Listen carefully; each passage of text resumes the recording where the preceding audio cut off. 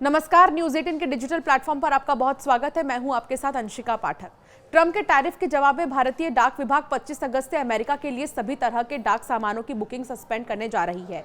फिलहाल ये फैसला अस्थायी रूप से लागू होगा। बीते दिन शनिवार 23 अगस्त को डाक विभाग ने एक प्रेस नोट जारी कर इसकी जानकारी दी थी।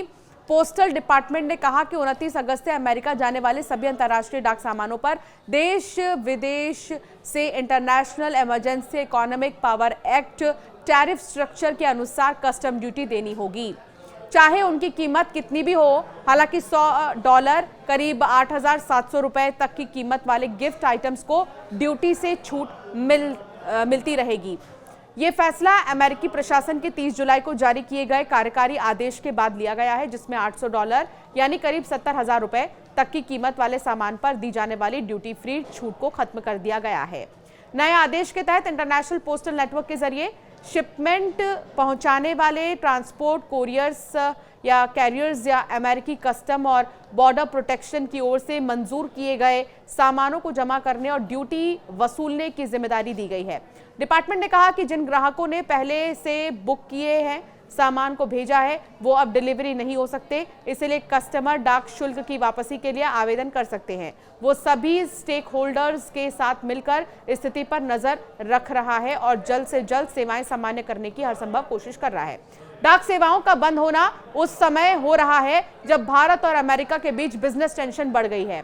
हाल ही में अमेरिकी राष्ट्रपति डोनाल्ड ट्रंप ने भारत पर 25% एक्स्ट्रा टैरिफ लगाया, तो वहीं रूस से तेल खरीदने की वजह से 25% एक्स्ट्रा टैरिफ लगाकर अब ये 50% हो गया। इससे भारत पर टोटल अमेरिकी टैरिफ 50% है।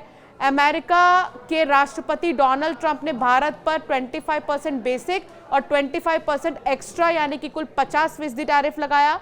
ट्रंप के इस टैरिफ वॉर की वजह से न सिर्फ भारत अमेरिका के संबंधों में दरार पड़ी है, बल्कि मौका मिल गया है। भारत की चीन से नजदीकियां बढ़ गई हैं। ट्रंप की धमकियों के कारण भारत और चीन के संबंधों में सुधार हुआ है और दोनों देश एक दूसरे के साथ पार्टनरशिप के लिए भी तैयार हैं।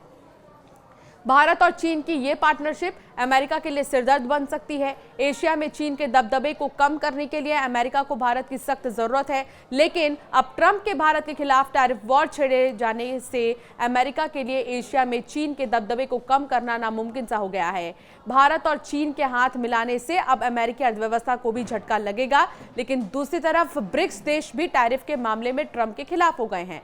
ट्रंप शुरू से ही ब्रिक्स के खिलाफ रहे हैं क्योंकि वो इस संगठन को अमेरिकी डॉलर के लिए खतरा मानते हैं। ट्रंप के टैरिफ वॉर के खिलाफ ब्रिक्स देश एकजुट हो गए हैं और अब ये सभी देश एक दूसरे के साथ ट्रेड के लिए डॉलर की जगह अपनी खुद की करेंसी का इस्तेमाल करने पर जोर दे सकते हैं। इससे डॉलर कमजोर होगा और साथ ही अमेरिकी अर्थव्यवस्था भी।